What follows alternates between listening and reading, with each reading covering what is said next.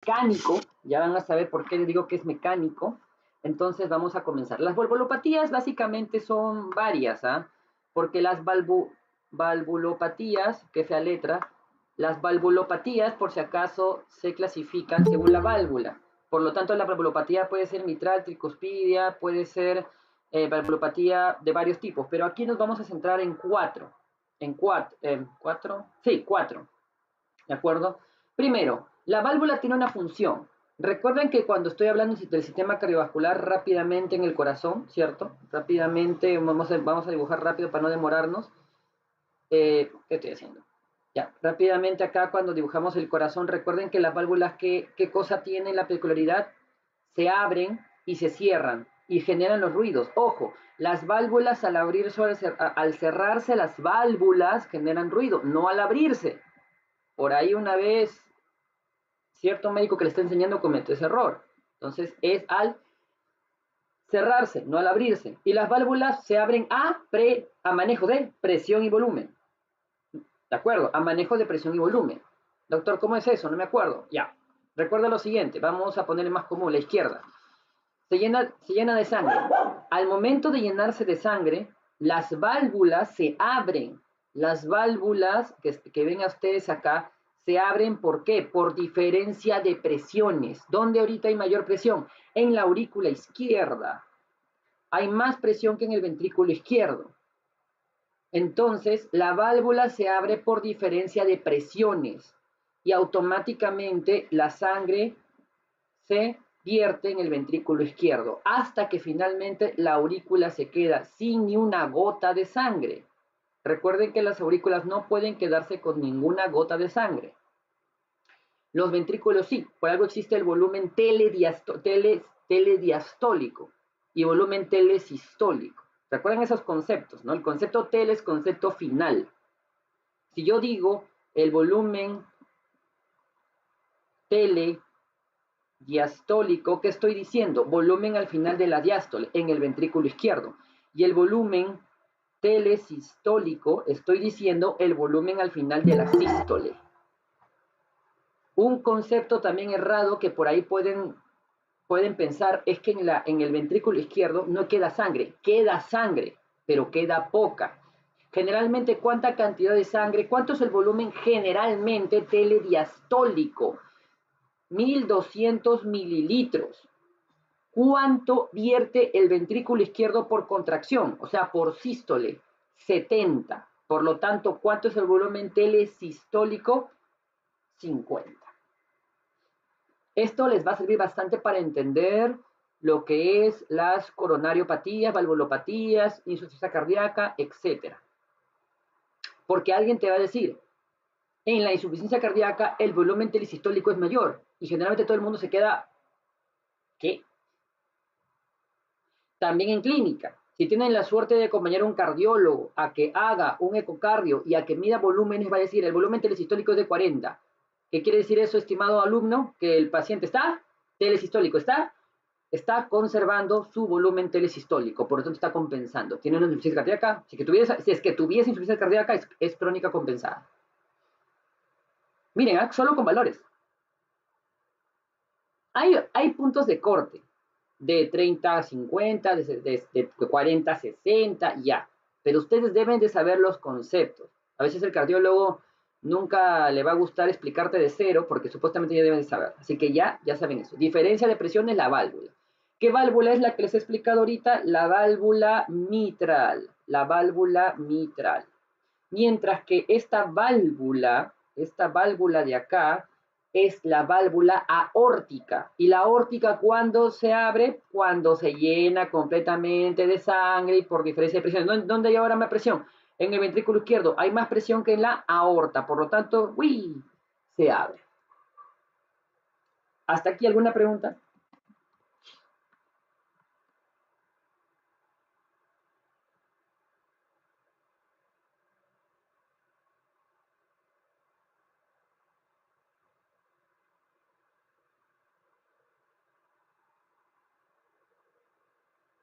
Ninguna.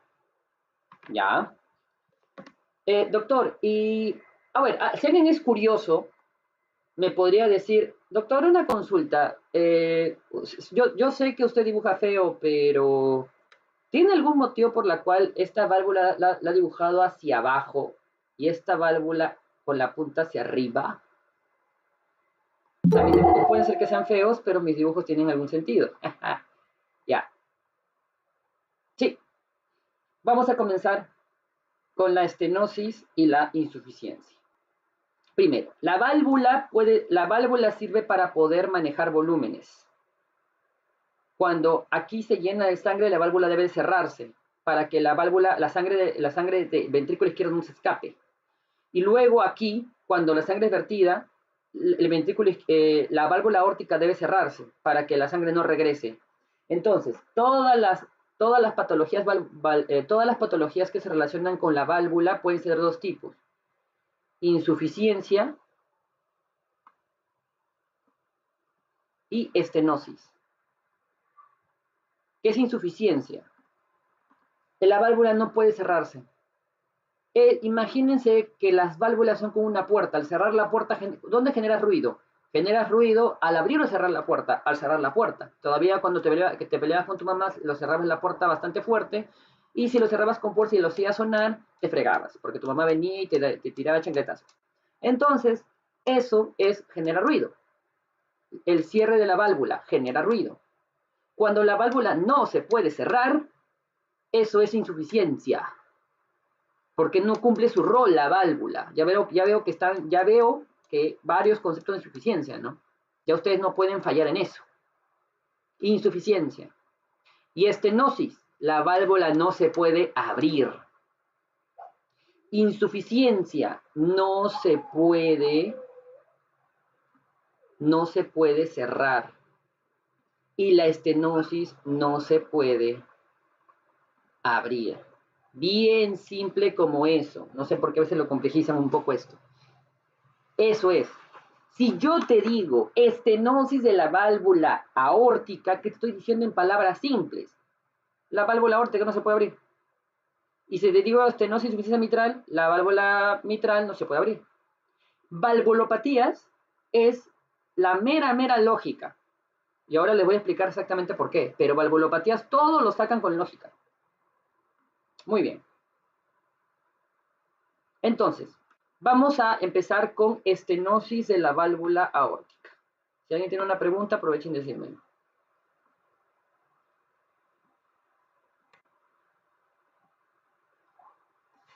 El más común aórtica, ya. El más común de todos. Estenosis de la válvula aórtica es el más común de todos. Sí. Tiene una... Principalmente se presenta en adultos mayores de 70 años. No voy a explicar mucho de las diferencias porque a veces... A ver, le voy a explicar mejor desde el punto de vista anatómico primero. Proyectando, miren, la imagen de esta válvula acá abajo, vamos a dibujarla de esta manera. Miren.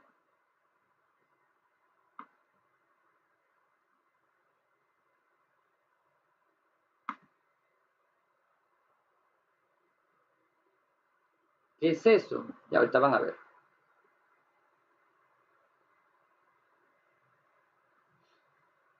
Menos mal que nunca me dijeron que enseñara anato.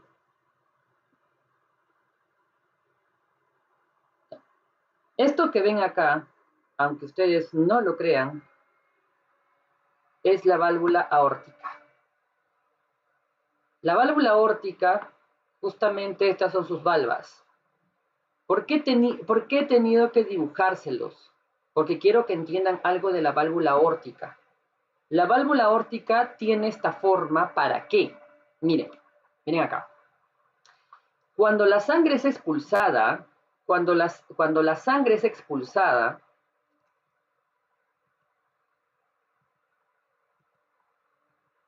y ahora sí, cuando la sangre es expulsada, el ventrículo se contrae y expulsa la sangre con fuerza.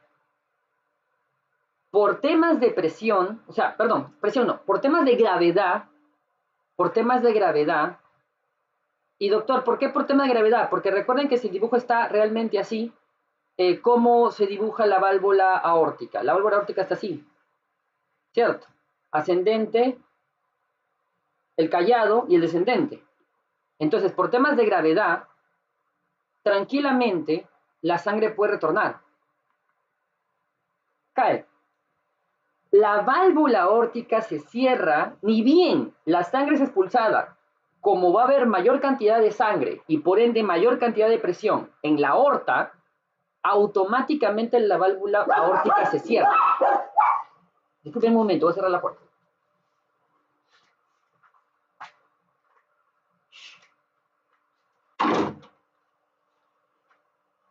Ya, automáticamente la válvula se cierra. ¿Para qué me sirve saber eso? ¿Por qué? Porque miren, al cerrarse, la sangre va a retornar, aún así va a retornar, y va a golpear la válvula y se va a escapar por acá. ¿Qué es esto de acá? ¿Qué es esto? ¿Qué es esto?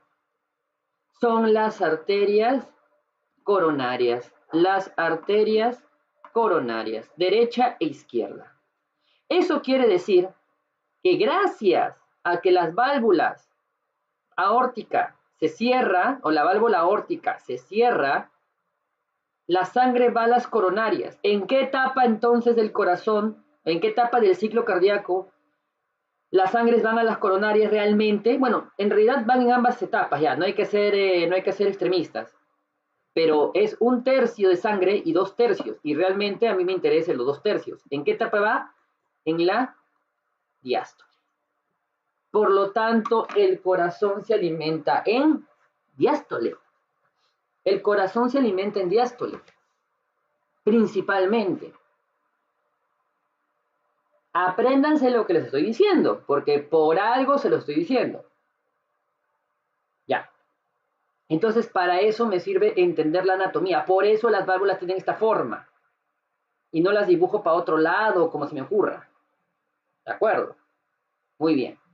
Entonces, por temas de anatomía, ¿cuánto mide la válvula? De 3 a 4 centímetros cuadrados. Ya. Eso es un poco más ya teórico. ¿Qué sucede? ¿Qué sucede? Vamos a hablar de dos maneras. Las válvulas aórticas son tricuspidias. Tienen tres semilunas. Pero existe genéticamente una condición que te hace nacer con 2, bicuspidia.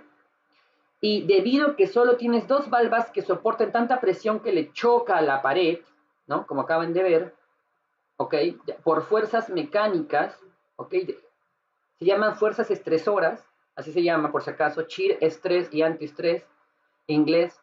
Entonces, la válvula termina poco a poco, al pasar los años, degenerándose. Y al degenerarse, la válvula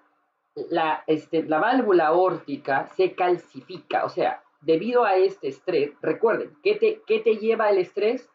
¿A estudiar medicina? No. ¿Qué te lleva el estrés? A poder causar inflamación. El estrés lleva inflamación. Entonces, se inflaman las válvulas y ¿cómo termina? Y ojo, ¿cómo termina algo inflamado crónicamente? ¿Qué les he explicado? Primero se activa el factor nuclear kappa beta. Y después del factor nuclear kappa beta, crónicamente, factor de crecimiento transformante beta. Eso ya lo saben por inmuno, pero se los vuelvo a repetir porque toda la vida van a seguir eso. Entonces, ¿qué hace el factor de crecimiento transformante beta? Regenera la válvula. Tanto daño, golpe, así como estudiar medicina, a puro golpe, entonces la válvula se degenera. Y finalmente la válvula se calcifica.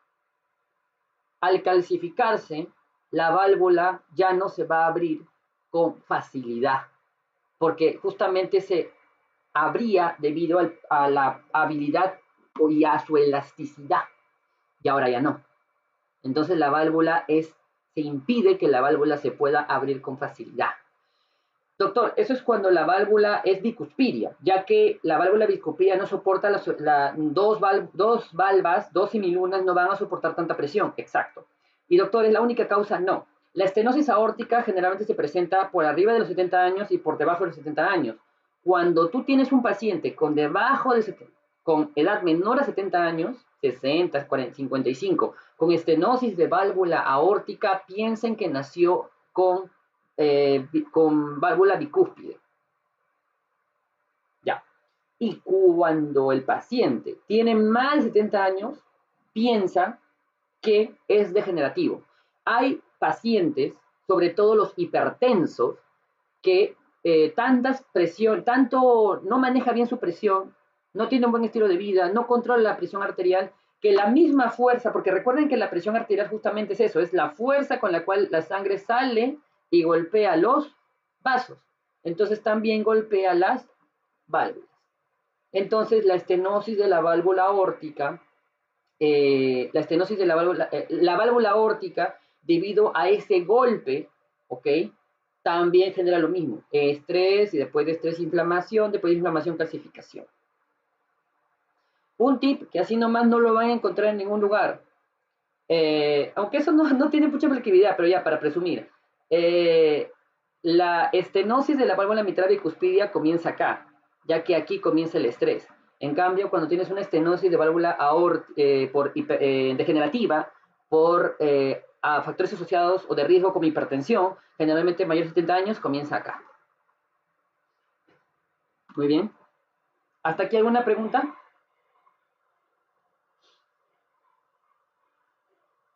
Doctor, si yo tengo un paciente en menos de 70 años, ¿debo pensar en válvula bicuspidia? Sí, en el 50% de tus pacientes menos de 70 años tiene eso. Ok, doctor. Y otra causa, porque usted me está diciendo ahorita recién que es 50%. El 25% restante, fiebre reumática. Y el que resta, ya degenerativa. Por solo tener una comisura, por tener hipoplasia de válvula o causa indeterminada que no se sabe. Y cuando tiene doctor mayor de 80 años, 50% degenerativo, como el que estoy explicando ahorita. Bicúspide, o sea, naciste así, 27%, y fiebre reumática, 23%. ¿Se dan cuenta? ¿Y quién manda? Realmente manda la mitad, ¿no? Muy bien. ¿Hasta aquí alguna pregunta?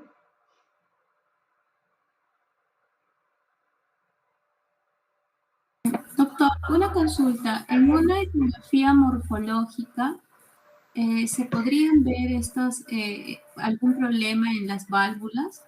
Sé que, por ejemplo, lo que es la persistencia del agujero VAL se puede observar, pero estos problemas, algo genético en las válvulas o que Sí, tengan más. generalmente con una ecocardiografía se ve. Con Entonces, ecocardio, porque tú tienes que ver la forma de las válvulas y el ecocardio moderno te suelta todo. okay. Uh-huh. Ahora, ¿tú puedes sospechar de estenosis? Sí, por la parte semiológica. Pero voy a hacer lo mismo que hizo mi maestro, arruinarle su infancia. El verdadero cardiólogo, me puedo equivocar, pero sí lo he vivido y sí lo he visto, el verdadero cardiólogo, el cardiólogo moderno, no usa estetoscopio, no ausculta paciente. O sea, si por ejemplo llega a emergencia un paciente con edema de miembros inferiores, no, el cardiólogo no le está auscultando al corazón para buscarte ese ruido, de frente le manda ecocardio. Si llega un paciente al INCOR, generalmente no lo vas a auscultar buscándole tercer, cuarto ruido, si presenta el soplo, no, ecocardio. Porque en verdad el oído humano va a siempre estar lleno de sesgo.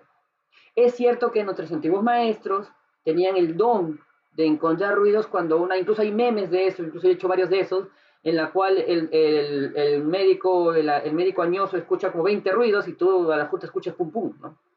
Pero la realidad es que la tecnología ha permitido de que en realidad el estetoscopio no sea tan utilizable, al menos para docencia. O sea, si tú quieres entrenar tu oído, que sí les recomiendo, bacán. Pero cuando quieran confirmar si es una estenosis, una insuficiencia cardíaca, cosas relativas netamente al corazón, es ecocardio o interconsulta cardiólogo. Pero incluso el cardiólogo no puede decirte que es estenosis solo por haberlo auscultado. Claro, yo sé que un médico, pues, de antaño me va a decir, Oye, ¿acaso mi opinión no importa? Yo escultándole y con todos los signos y síntomas lo voy a sacar. Por supuesto que sí, pero tú necesitas estar seguro. ¿Me entienden? O sea, ¿para qué sirve la semiología? Para yo saber qué signos y síntomas buscar y estar casi seguro de mandarle la prueba. Recuerden que yo les enseñé los likelihood ratio. Los likelihood ratio que me sirven para que su presencia me casi confirme la enfermedad, y para eso le pido exámenes dirigidos a eso, o su ausencia de ese signo o síntoma casi me lo descarte, y más bien no consideraría gastar recursos. Para eso sirve la medicina basada en evidencia, ¿no? Ok, entonces hay que combinar ambos casos. Y si yo dudo, pucha, puede ser que sea estenosis, mando ecocardio. No solamente me puedo confirmar con... Y yo he visto con auscultario, he visto muchas veces, cuando estuve en España yo vi cardiólogos que veía todo eso, y yo animoso con mi tetoscopio, todavía mi tetoscopio es electrónico, ahí quisiendo ocultar, y ¿qué haces, Víctor? Me dijo, al frente, de frente, de frente, ecocardio. Y ahí estaba todo, el recuerdo te entrega toditito. Muy bien, listo. Ya, continuemos entonces. Existen unas diferencias, en sí existen unas diferencias entre la calcificación aórtica y la aterosclerosis aórtica. Escúchenme, no para apuntar, pero escúchenme. Ahí no me voy a demorar mucho, si lo escribo, les voy a mencionar. En la estenosis aórtica hay un mayor estrés mecánico y estrés de rozamiento, causando el daño en el endotelio de la válvula. En la estenosis y en la aterosclerosis ocurre estrés mecánico y estrés de rozamiento, así se llama. El famoso shear estrés y todo eso que les dije, estrés mecánico, estrés de rozamiento. ¿Qué células participan en la aterosclerosis? Lo vamos a ver el lunes. Ya lo voy a decir: macrófagos y células TH, células espumosas y el músculo liso vascular, y eso forma la placa de ateroma. Pero ¿qué células participan en la estenosis aórtica? Macrófagos y células T-helper, ya, lo mismo. Células intersticiales de la valva, eso es nuevo. Miofibroblastos y osteoblastos. Participan osteoblastos, que eso no hay en aterosclerosis. ¿Qué más? En ambos, tempranamente hay depósito de lípidos oxidados, y con ello una cascada inflamatoria. Pero en la estenosis de válvula aórtica no hay células espumosas, que en la aterosclerosis hay. Finalmente, en la aterosclerosis hay calcificación, pero no tan fuerte. Sobre todo sigue habiendo depósitos de lípidos y todo un pool o piscina de oxidación lipídica, inflamación.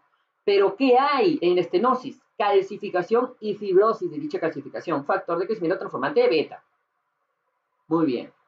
Y finalmente, en la estenosis aórtica, fibrosis, calcificación y hemorragia, microhemorragia.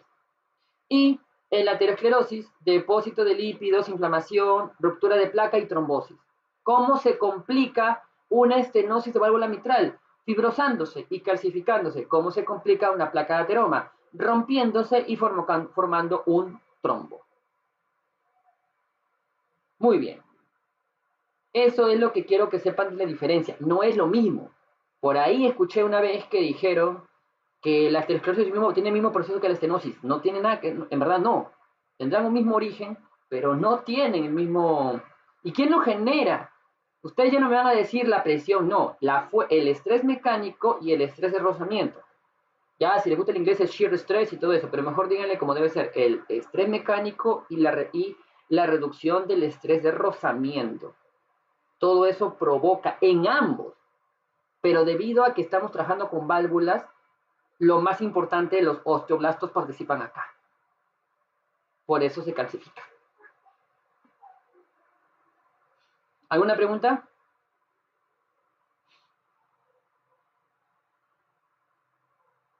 Y lógica, grupo. Doctor, ¿por qué la válvula... A ver, ¿por qué, doctor, usted me dice de que una válvula bicúspide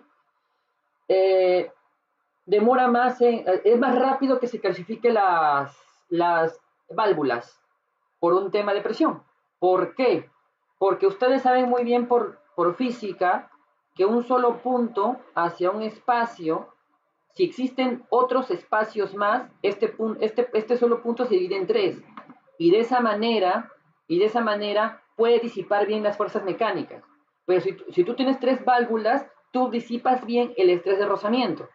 Pero si solo tienes 2 válvulas, no disipas bien las fuerzas mecánicas. Por lo tanto, es más rápido el proceso inflamatorio, por lo tanto, es más rápido la clasificación.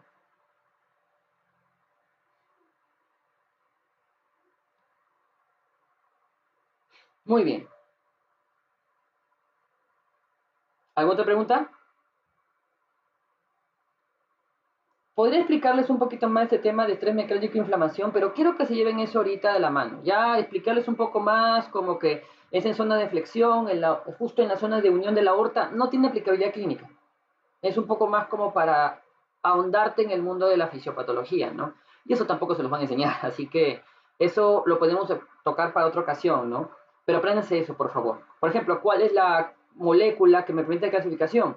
¿Cuál les dije que me permite la osteoprotegerina y el RAN ligando? Hay un aumento de la osteoprotegerina y del RAN ligando. Eso debe estar en el hueso, no ahí, pero los miofibroblastos son los que se diferencian por todo el estrés a osteoblastos. Y los osteoblastos tienen todo para poder clasificarse. ¿Cómo? A través de la osteoprotegerina y el RAN ligando. Perfecto. Doctor, una consulta. Por ejemplo, los osteoblastos nos refieren que es lo que se va a calcificar en lo que es la calcificación aórtica, ¿correcto? Los osteoblastos me llevan a calcificación, porque recuerda que los osteoblastos calcifican y los osteoclastos destruyen hueso, ¿te acuerdas, no? Sí, osteoblastos decía. Claro, exacto. Los osteoblastos forman hueso. Entonces, en este caso, los miofibroblastos, o sea, en las válvulas tú tienes miofibroblastos, pero la fuerza de estrés, de rozamiento, hace que por mecanismos inflamatorios los miofibroblastos evolucionen y cambien a osteoblastos, cosa que no debería pasar. Y los osteoblastos tienen todas las herramientas, mecanismos inflamatorios, osteoprotegerina y RAN ligando para poder clasificar en donde están. En este caso, clasifican la válvula. Mi pregunta era, doctor, en este caso, por ejemplo, si sucede esto en la válvula, ¿puede suceder en otras partes del cuerpo? O porque una vez me comentaron de que una persona si tenía una calcificación en alguna parte, digamos, en alguna articulación o algo, tendría mayor predisposición para hacerlo en otras partes del cuerpo. Excelente pregunta. Sí, lo que sucede es de que para que en realidad todos nosotros estamos en constante estrés. O sea, se supone que todos nosotros tenemos constantes fuerzas de rozamiento. Sin embargo, hay personas más susceptibles a otras, sobre todo las hipertensas, por eso que mayores de 70 años, mire, tienes que esperar más de 70 años para que suceda. Pero hay gente más predispuesta, hay gente que muere, llega a los 100 años, muere siendo hipertenso y nunca ocurrió nada, quizás se calcificó, pero nunca fue perceptible. Quizás si le haces la autopsia ves que algo se calcificó la válvula. Eso quiere decir que hay predisposición a calcificarse. Inés, aquí viene lo más importante. Siempre pueden calcificarse otras partes del cuerpo, pero realmente, si la calcificación no es tan fuerte, no tiene aplicabilidad. O sea, como cuando te conté en la clase pasada y les dije a todos que es factible que todos a partir de los 20 años empiecen a producir placa aterosclerosis, placa de ateroma. Pero en una persona con un estilo de vida no va a morir de infarto por esa placa de ateroma o ACV o etcétera. Lo mismo sucede acá. ¿Puede calcificarse otra parte del cuerpo? Sí, pero no se ha visto que los pacientes con estenosis de la válvula aórtica, por ejemplo, tengas que buscar exclusivamente otras zonas de cuerpo en calcificación, porque de hecho eso también puede causarle otros problemas. No, que puede tenerlo, sí, pero que esas calcificaciones en otras partes del cuerpo vayan a causarle algunas manifestaciones clínicas, etcétera, etcétera, no tanto así. O sea, la guía no me dice busca, porque no está protocolado que vaya a complicarse el paciente en otras partes del cuerpo. Y justamente hay curiosidad con eso, porque ahí sí es genético, ¿no? Predisposición a calcificarse. Por ejemplo, hay pacientes que no se calcifican las válvulas, pero que se calcifican las arterias renales, y de ahí viene la estenosis de la arteria renal uni o bilateral. que es una causa de insuficiencia renal crónica también, que no es común, pero hay. Entonces, de ahí sí es predisposición ya. ¿Dónde se me ocurre ir a fastidiar y a calcificarme? Puedo que se en otras partes, pero en una parte específica es donde causo problemas, en las otras realmente no.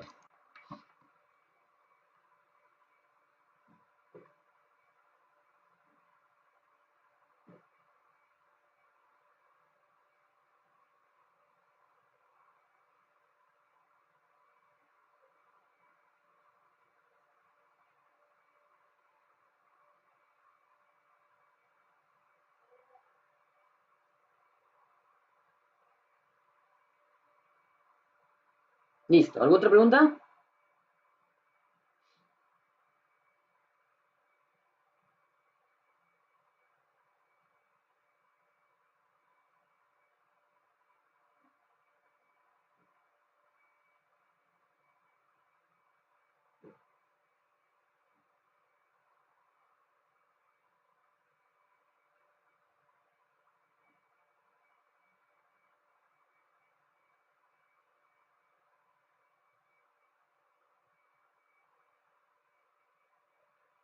Muy bien. Entonces, continuemos. Ahora sí, sintomatología, lo que me interesa.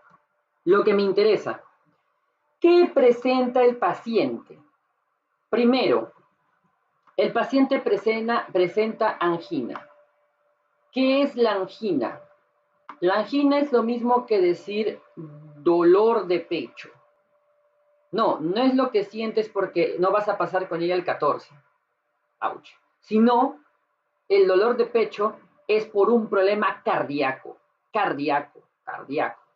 La angina, el dolor de pecho o dolor precordial, también por si acaso quiere ser más específico y más fino, precordial, puede ser de dos tipos. Por un aumento en la demanda o una disminución de la oferta. Ahora, ¿cómo fue que pasamos de fisiopatología a economía? Aquí van a aprender de todo. Muy bien. A ver, se aumenta la demanda si el corazón exige más sangre. Y obviamente estoy hablando de las coronarias, ¿no? Porque el corazón tiene que trabajar y para eso las coronarias. ¿Qué dicen las coronarias? Oye, estoy trabajando con mucha presión, con mucha sangre. Dame más sangre. Si el corazón mismo no puede darse más sangre, o sea, aumentó la demanda y yo no puedo suplir esa demanda, ocurre un proceso de isquemia. Ambos me van a causar, si yo no puedo cumplirlo, me va a causar un proceso de isquemia, pero no una isquemia para un infarto, sino una isquemia transitoria. Por otro lado, simplemente no necesito más sangre, pero no me llega lo que me debe de llegar. O sea, no tengo oferta suficiente. ¿De acuerdo? Entonces, también un aumento de demanda o disminución de la oferta me lleva a una etapa de isquemia. Y eso me genera como manifestación clínica la angina. En pocas palabras, la angina, ¿qué me traduce? O el dolor precordial, un proceso de isquemia transitoria. O no tan transitoria si es angina y es un infarto. Pero digan ustedes un proceso de isquemia. Me está traduciendo un proceso de isquemia. ¿Y por qué? ¿Por el aumento de la demanda o una disminución en la oferta de sangre? Muy bien. Mi primer punto es, ¿por qué la estenosis tengo un proceso de angina? Miren ustedes acá. Cuando yo tengo una estenosis, vamos a borrar un poquito algunas cosas mientras voy explicando. Cuando yo tengo un proceso de estenosis, obviamente mi válvula está calcificada. No en su totalidad, por si acaso, no en su totalidad. No quiero que se borre todo, ya. No en su totalidad, por si acaso, no en su totalidad. Pero sí, imagínense que no se puede abrir mucho. Entonces, al no abrirse, ¿qué tiene que hacer el corazón? El corazón necesita contraerse con más fuerza para vencer a esta presión. Se dice que el corazón que generalmente se contraía con una presión de 120, y recuerden que la aorta es la que tiene la presión de 80, y de ahí tienes la 120 sobre 80, se puede contraer con una presión de 140, 150, 160 con tal de vencer y tratar de abrir un poco esta válvula que ahora está estenosada. Ahora la válvula está estenosada y no quiere y se abre poco. Entonces tienes que superar esta apertura y justamente ahí viene el problema. ¿De acuerdo? Entonces, justamente, ¿qué sucede cuando tú aumentas la velocidad? Cuando tú aumentas la velocidad, ¿qué pasa justamente con la sangre? Uy, vuela muy rápido, salta. Y si salta y va muy rápido, pasa rápidamente la ascendente, callado y baja, lastimosamente, no va a quedar mucha sangre que pueda regresar. Y por lo tanto, no le va a dar suficiente sangre al corazón. Simplemente por el hecho de que ahora el flujo de sangre es más rápido. Solo porque el flujo de sangre es más rápido, ya no alimenta bien al corazón. Porque ya no regresa mucha sangre, no retorna mucha sangre para las válvulas y irse a las arterias coronarias. ¿De acuerdo? Primera causa de angina. Segunda causa de angina. Cuando pesas, haces fuerza, ¿con qué lo haces? Para generar músculo, ¿cierto? Entonces, si el corazón empieza a ejercer una fuerza de 140, 150, 160, obviamente esa fuerza va a hacer que el ventrículo izquierdo se hipertrofie. Por lo tanto, una estenosis de válvula aórtica me lleva a hipertrofia del ventrículo izquierdo. Y si yo tengo más músculo, necesito más sangre para poder alimentar. O sea, va a requerir más sangre para que se alimente, porque tengo más músculo. Por lo tanto, la hipertrofia del ventrículo izquierdo también tengo un problema ahora de demanda, mientras que por el otro lado tenía un problema de oferta. Justo en la estenosis de la válvula aórtica tengo un problema en la demanda, pido más porque está hipertrofiado y por el otro lado, por la velocidad, tengo menos oferta. Por ambas razones el paciente tiene angina.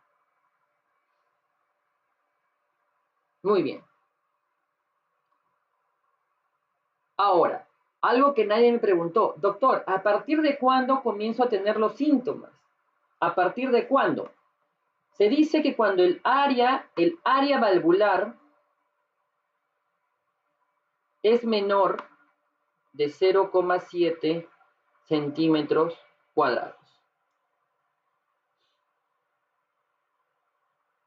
Pero ojo, se ha visto que ya ligeros dolores de pecho, o sea, angina, comienzan con 0,9, cuando es menor.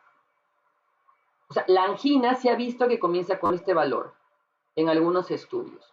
Sin embargo, ya está bien protocolado que menos de 0,7 no hay pierde. No hay pierde.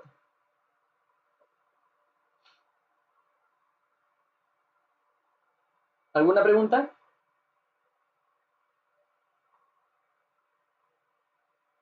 Doctor, Sí. con respecto a la hipertrofia, ¿habrá alguna variación con lo que es el marcapaso fisiológico? ¿Cómo? Discúlpame, tu micro está un poquito mal. ¿Me puedes volver a repetir, por favor? Un segundo. ¿Ahora se me escucha mejor? Perfecto. Ah, ya, listo. Sino que le preguntaba, si hay una hipertrofia, en este caso del ventrículo izquierdo, ¿habría alguna repercusión con lo que, bueno, es un desarrollo, un aumento del músculo, ¿no? Del ventrículo, con respecto al marcapaso fisiológico, a lo que es el nodo sinusal? No, o en un con principio respecto no. a la frecuencia, al inicio no, pero ¿podría haber más adelante? Podría haber una ligera, claro, si hay más músculo, obviamente tienes una onda R más prominente. Pero también, como les conté, por lógica se supone que deberías tenerlo, pero simplemente no es tan potente la carga, entonces no se ve en el EKG. O sea, recuerden que los voltios que lee el EKG son tan mínimos que tienen que incluso amplificarlos, que solamente verdaderos cambios es lo que se nota en un electrocardiograma común y corriente. Entonces, la hipertrofia debería llevarte a unas onda T, perdón, onda R picudas, bien altas, pero no generalmente sucede. O sea, en conclusión, no es común y no está escrito que sea algo visible o que busques cambios electrocardiográficos en un paciente con estenosis de válvula aórtica. Y si encuentras cambios electrocardiográficos, piensa en otra cosa asociada. Pero generalmente la misma estenosis aórtica no te va a provocar cambios electrocardiográficos. Claro, a mí me parece excelente que ustedes traten de usar su lógica y me digan, doctor, pero supuestamente es obvio, ¿no? Sí, pero como ya saben, así como cuando Nicole me preguntó sobre que más bien si la repolarización debería más bien ensanchar la ST en vez de hacerla picuda, bueno, ese ya son cosas de la vida, ¿no? Que se hacen justamente así, que se picudeen en vez de ensancharse, lo mismo ocurre acá. Debería haber cambios, pero no las hay. Pero está bien la lógica en la cual ustedes deban pensar que debe haber cambios. Si algún día ven, yo sí he visto un paciente con estenosis de válvula mitral justo fue mi primer paciente de cardio.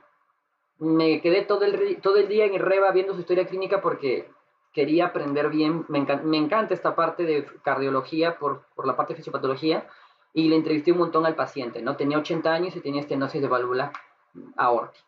Y después mi siguiente paciente que lo tuve en el Almenara, también, pero el paciente lamentablemente tenía que operarse porque el tratamiento de esto por si acaso es operación, cambio de válvula. Y el paciente no se quiso, no, bueno, los familiares no querían que el paciente se operara por temas religiosos. El otro paciente, el primero que tuve, sí se operó. Muy bien, muy bien. Les cuento, ¿no? Les cuento un poco de eso.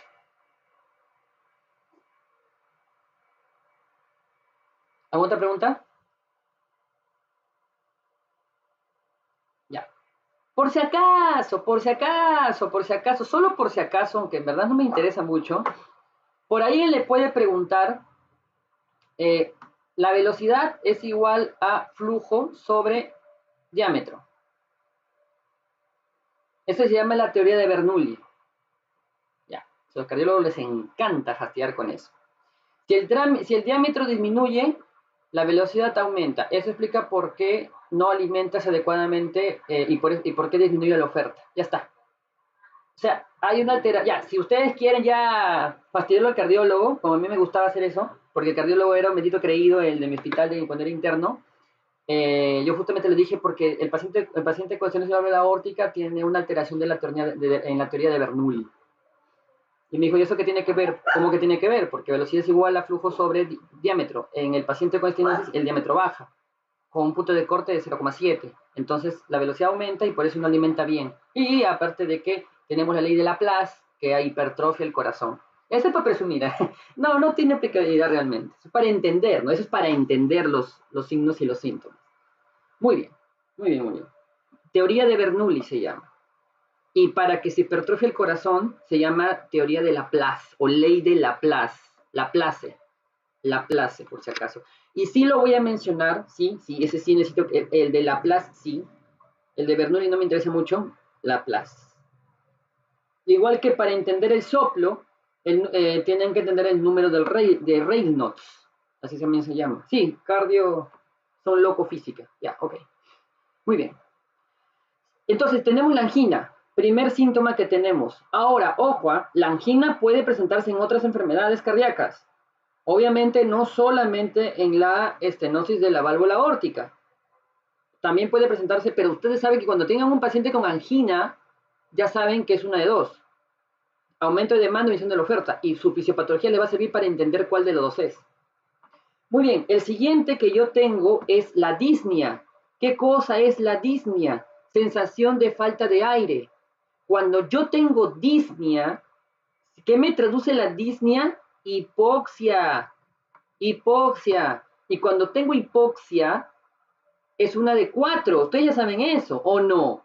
Hipoxia hipoxémica, hipoxia circulatoria, hipoxia anémica e hipoxia disóxica. Entonces, cuando tú ves un paciente con hipoxia, tiene disnea, y sabes que es uno de estos 3, pero obviamente tienes que empezar a la velocidad de la luz. ¿El paciente con estenosis de válvula mitral está anémico? No. Podría ser, ya, pero si a alguien le interesa, me pregunta después por qué el paciente con estenosis de válvula aórtica podría estar anémico. Si quieren, me preguntan. Circulatorio, más o menos, ¿ah? Más o menos, ¿ah? Pero disóxico no, aquí no tiene nada que ver la célula.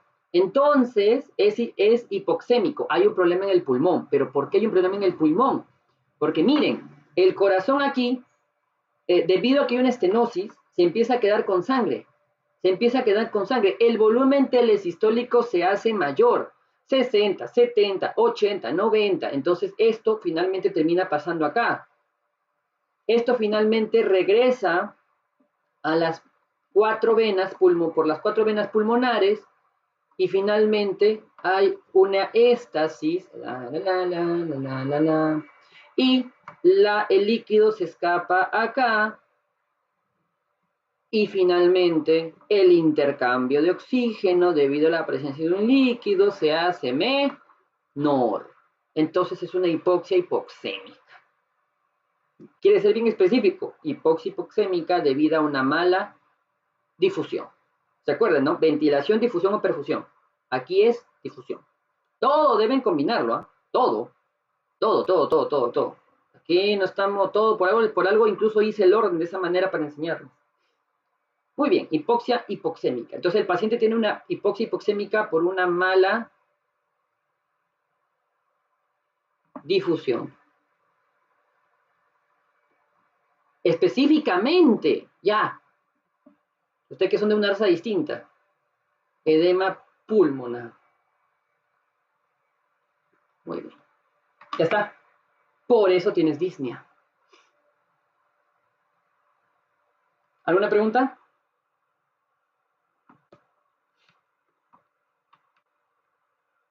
Doctor, ¿cuál sería la es inmediata? Perfecto, excelente pregunta. Muy bien, no. A ver, ya, tengo que explicarles también eso. Cuando ustedes evalúan enfermedades, sí, voy a explicarles un poquito de epidemiología, pero no es porque es mi campo, sino porque necesito que entiendan algo. Cuando ustedes evalúan enfermedades, insuficiencia cardíaca, hipertensión, diabetes, cáncer, generalmente ustedes lo que evalúan es la sobrevida, o supervivencia, o pronóstico. Y generalmente la sobrevida de muchas enfermedades, entre ellas cánceres, por ejemplo, es a los famosos 5 años. Quiere decir que yo evalúo cuántos pacientes viven después de los 5 años.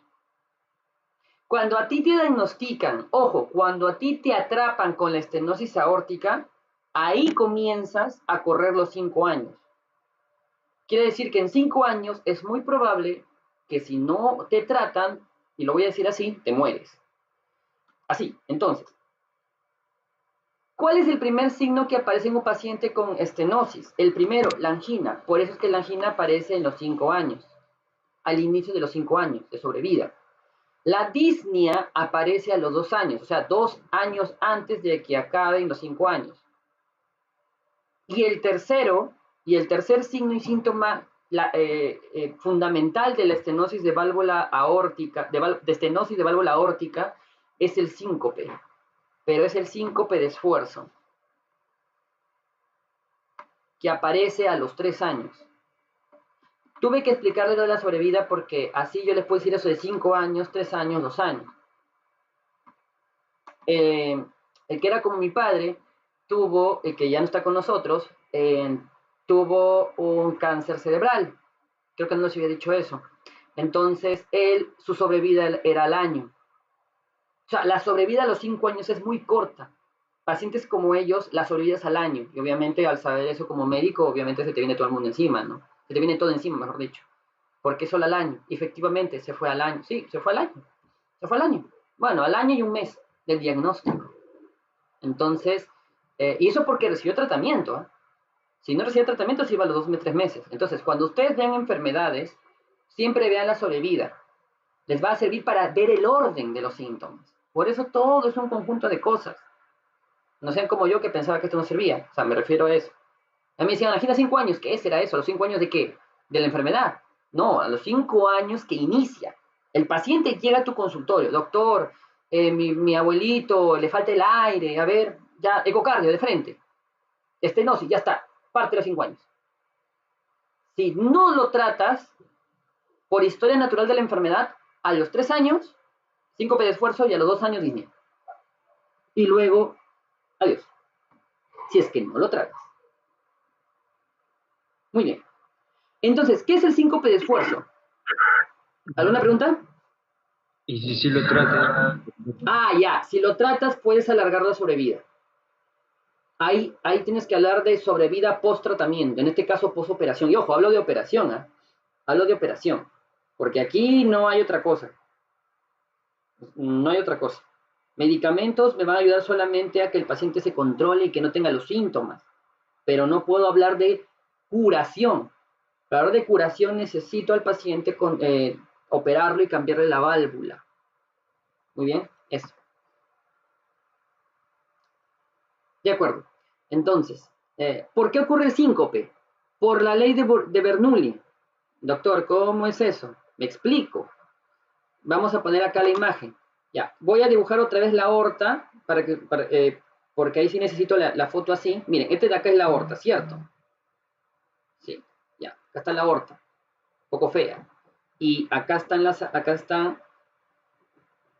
las raíces, ¿cierto? El tronco y todas las ramas que saca la aorta ascendente.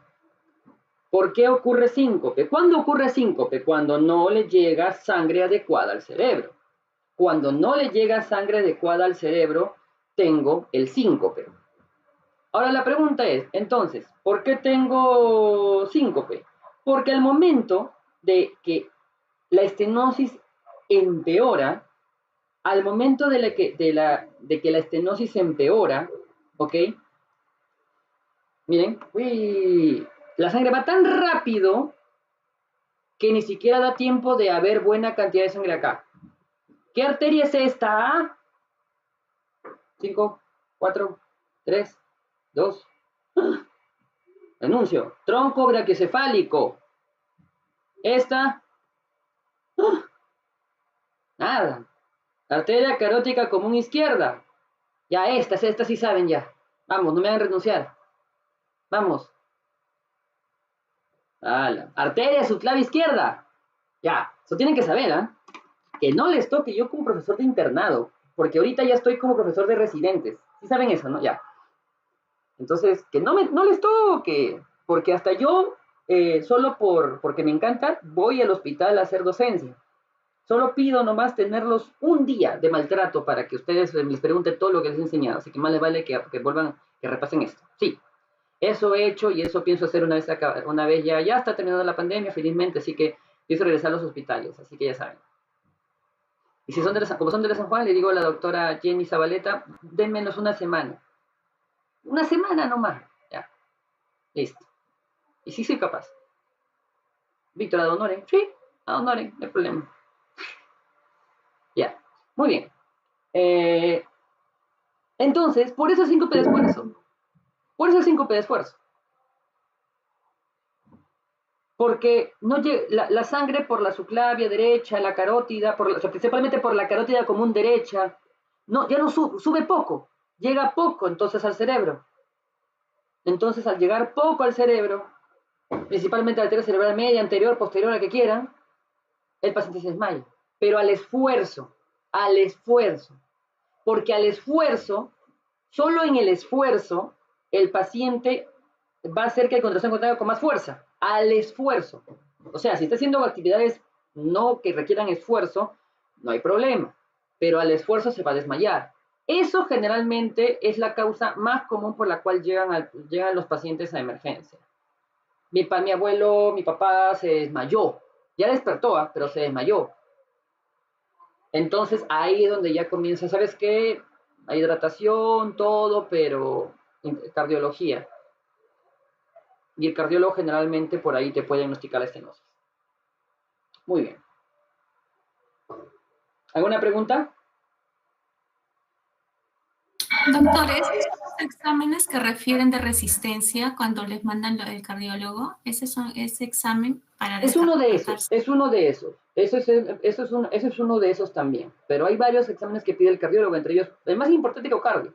Porque yo necesito ver la aorta, perdón, necesito ver la válvula aórtica. Necesito ecocardio para eso. Puedo pedir otras cosas, pero puede ser resistencia, EKG, todo eso, pero lo más importante es justamente el ecocardio.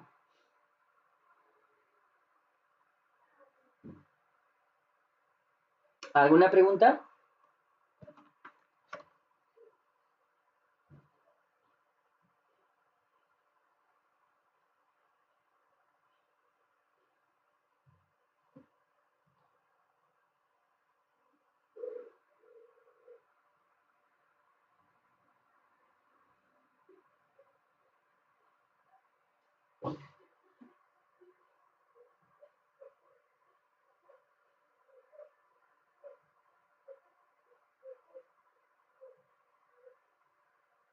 Muy bien.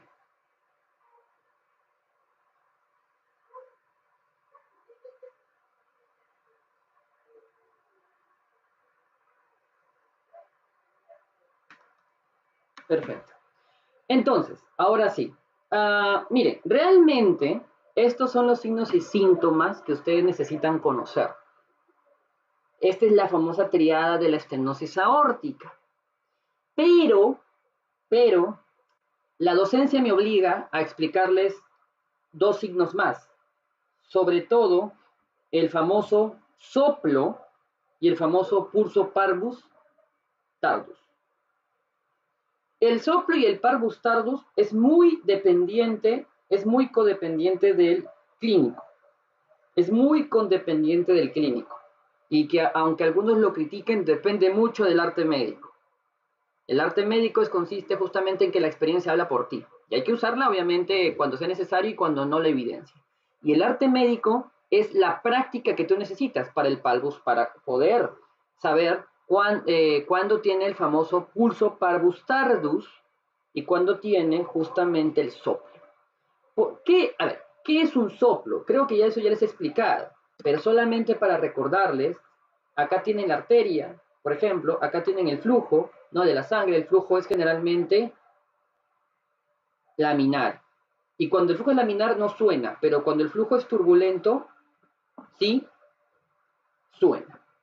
Cuando el flujo es turbulento, suena. ¿De acuerdo?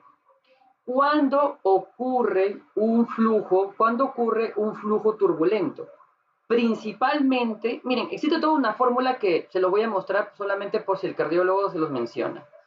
NR es igual a delta, ¿cómo era? Espera, es igual a, claro, delta más B más D más B sobre N, ya me acordé. Delta, por si acaso, es densidad de la sangre. Esto de acá es densidad de la sangre. Esto de acá es diámetro del vaso, esto acá es velocidad y esto acá es viscosidad de la sangre. ¿What? Ya, miren, lo único que a mí me interesa, si el número de Reynolds aumenta, hay turbulencia. Este no lo vas a tocar. Este puedes tocarlo, pero no tanto. Y este sí te vas a tocar, velocidad. Si la velocidad aumenta, el número de Reynolds aumenta. Entonces hay flujo turbulento. Se acabó. En pocas palabras, cada vez que te pregunten por qué hay flujo turbulento, lo más clásico que ustedes van a decir es porque aumenta la velocidad. Solamente en anemia crónica porque disminuye la viscosidad. ¿De acuerdo? ¿De acuerdo? Ya. Entonces, ya saben, el número de Reynolds. Digo, porque aumenta la velocidad y según la fórmula del número de Reynolds, el número de Reynolds aumenta. Y en la anemia crónica hay soplo porque disminuye el N, o sea, la viscosidad. Y por eso el número de Reynolds aumenta y por eso hay flujo turbulento.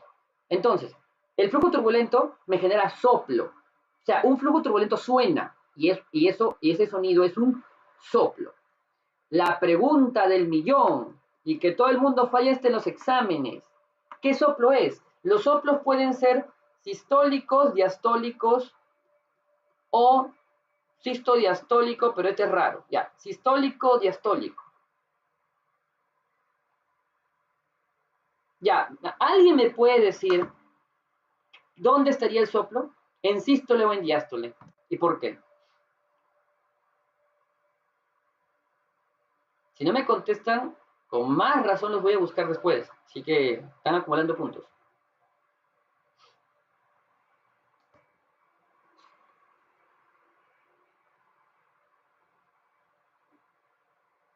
Diástole. Sístole, doctor, ¿Por qué? porque justamente hace la fuerza para poder pasar la sangre. Y cuando se cierra, nos decía de que se producía el soplo al cerrarse la válvula. No. El soplo se produce por aumento de la velocidad. En este caso, ¿dónde la velocidad, dónde es? ¿En diástole o en sístole?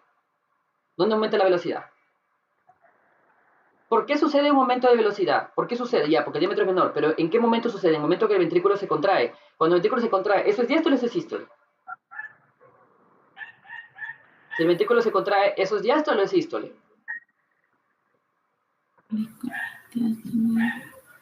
Recuerden, en la diástole el corazón no trabaja, en la sístole el corazón trabaja, por lo tanto, si el corazón se contrae, es en sístole, por lo tanto, el soplo sucede en el momento de la sístole. Entonces, el soplo es sistólico. Estaba bien. Exacto, estaba bien, pero quería que me explicaras por qué. Yo sé, chicos, que es un tema, sí, yo la sufrí para aprenderlo, pero ustedes están aquí y tienen que esto dominarlo, poco a poco, como siempre les digo eso, ¿no? Poco a poco. Probablemente uno de ustedes ya se ha olvidado de esto de acá, ¿no? De la hipoxia y todo eso, Disney, ¿verdad, no? Pero de eso se trata, repasar. Si ustedes no repasan, por se metieron al curso, así que ya saben, ¿ok? Lo digo con cariño. Entonces, eso es el soplo es histórico. O sea, ¿cómo sería el sonido? Así, ¿ah? O sea, primero se abre uno, eso sería, así escucharían ustedes. La pregunta ¿es fácil escuchar el soplo sistólico? No, no es fácil. Yo lo he escuchado, sí, pero no creo, o sea, ya forcé a mi oído a escucharlo. Generalmente es como que te presentan a un paciente y que tú lo escuches ahí mismo, no que sepas lo que tiene y busques el sonido. O sea, es un entrenamiento. Lamentable, o sea, yo opino que debe haber una combinación entre el arte médico, pero ya se han acostumbrado mucho a que la semiología sea muy básica, ¿no? O sea, incluso algunos dicen que no hay que examinar mucho al paciente porque todo es con pruebas, pero también hay que tratar, ¿no? O sea, como les dije por enésima vez, ¿dónde está el ser médico? Si supone que todo ya está escrito. Entonces cualquiera que lo lea ya sabe cómo ser médico. Hay que tratar nosotros de distinguirnos. ¿Cómo? Simplemente auscultando, sabiendo. Ahora, doctor, ¿y cómo aprendo primero auscultando? Fácil, ausculta a toda tu familia. Todos los días auscultaba a mi mamá, a mi abuelita, a mi papá, a mi hermana, todo, siempre. Porque trataba de que mi oído se entrenase. Primero escuchen lo normal. Por eso no estoy de acuerdo con que la gente vaya a rotar siendo todavía alumnos de ciencias básicas. Al menos que domines el tema ya. O sea, antes de irte a rotar, ausculta pulmón, ausculta corazón. ¿De acuerdo? Ausculta pulmón, ausculta corazón. Primero lo normal. Y ahora viene el otro.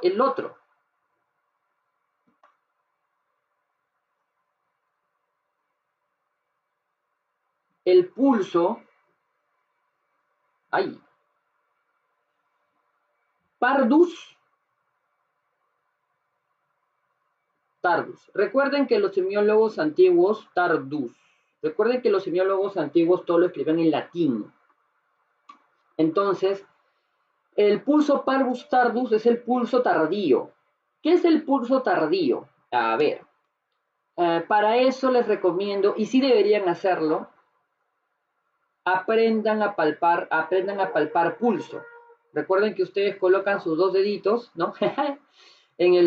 Justo en la arteria radial para que puedan palpar el pulso. Aprendan a palpar pulso primero normal. Justo mi maestro, a la mala, siempre voy a decir así, él practicaba un poco de medicina china. Está bien, probablemente sea cierto que la medicina china no tiene mucha evidencia, pero vamos a que el tema era que mi mentor sabía, porque la medicina china se lo obliga a distinguir los pulsos. Uy, un segundo, por favor. Discúlpeme. La física y inmediatamente. Ya, hay un detalle. Lo que pasa es de que existe cierto sesgo cuando uno se pulsa uno se siente su mismo pulso. En verdad no debería, pero aprendan, o sea, si en tu casa hay 5, sientan los 5 y tómense el tiempo. Ya, aunque ustedes no lo crean y esto no tiene nada que ver ya con el curso, los pulsos no son iguales. La edad, el sexo y las condiciones de enfermedad hacen que el pulso sea diferente, pero tienes que tener un entrenamiento muy grande para eso. Para mí, y eso no está protocolado por si acaso, es algo que estoy hablando punto netamente de arte médico. El pulso de un diabético no es lo mismo que un pulso de un hipertenso. Y el pulso de un hipertenso diabético no es el mismo que un hipertenso solo. Sí, yo he podido, al menos a mi percepción, encontrar eso. Y cuando he conversado con otros médicos viejos, semiólogos, médicos internistas viejos de 80, 85 años, me han dicho, sí, tienes razón, no es lo mismo. Pero eso nadie lo escribe. ¿Verdad? Nadie lo escribe. Digo, ¿por qué no lo escriben? ¿Por qué? ¿Para qué? Me dicen, o sea, en verdad, muchos médicos me dicen, ¿para qué lo voy a escribir? Pero no es el mismo. Incluso, o sea, como es un tema muy de percepción y la percepción está bastante sesgada, entonces justamente eso podría llevarme a sesgos. Entonces, yo les recomiendo a ustedes, yo les recomiendo a ustedes de que, eh, yo les recomiendo a ustedes de que aprendan a sentir los pulsos. Si tienen tiempo de hacerlo, háganlo. Yo cuánto tardé en aprender a percibir pulsos. ¿Cuánto tardé? 7 años. 7 años. Recuerden que yo empecé de verdad la carrera en el tercer año. No, bueno, en el tercer año que tuve, porque yo lo pasé en 10. Entonces, por eso me tardé 7 años. O sea, yo terminé la carrera ya sabiendo los pulsos y en el internado yo hacía eso. En el internado yo cada paciente sentía su pulso. ¿Tienen que hacerlo? No. Pero sería bonito, que ustedes sepan hacer cosas que no necesariamente lo tienen por qué presumir, decir a la gente, pero usted les ayuda a ser buenos médicos. Porque si alguien, por ejemplo, yo me pongo a decir, y no tengo evidencia, soy claro, no tengo evidencia, puede ser un sesgo muy grande de mi parte, pero me funciona. No estoy tampoco mintiéndole ni cobrando más al paciente, ni tampoco esa decisión me va a hacer que gaste más, ni tampoco me va a hacer de un esco errado. Simplemente me ayuda a ver, hipertenso diabético, a ver el pulso, sí, y aparentemente no está controlado, pero vamos a confirmar con un mapa, una glucosa en ayunas. Entonces, ¿por qué no? No te está haciendo daño. Recuerden que si tú empiezas a utilizar pseudociencia y que haga daño al paciente, no, ahí sí, no, eso sí, no. Eso sí no es bueno. Sería bonito, pero ya depende de ustedes. Muy bien. ¿Alguna pregunta hasta aquí? Y con eso hemos terminado la estenosis de la válvula aórtica. ¿Alguna pregunta?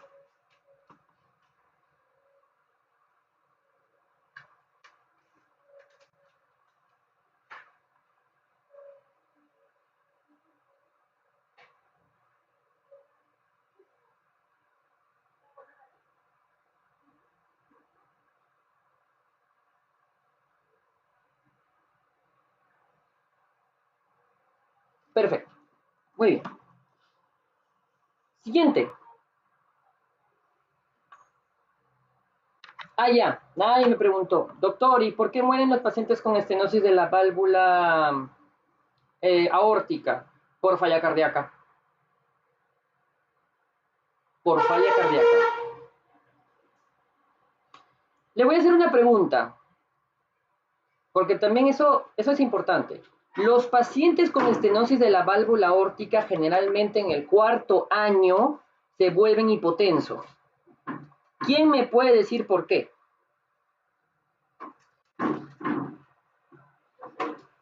¿Por qué los pacientes con estenosis de la válvula aórtica se vuelven hipotensos?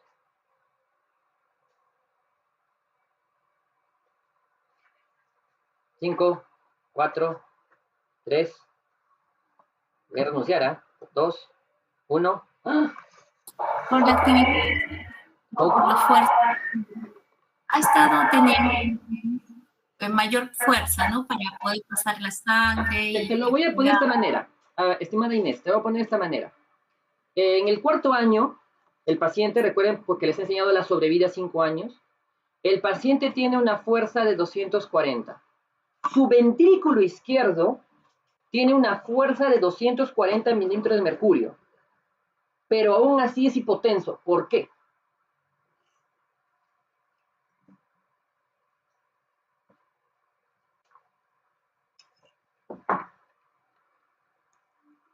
Porque le llega poca sangre a las coronarias. ¿Y eso qué tiene que ver con la hipotensión?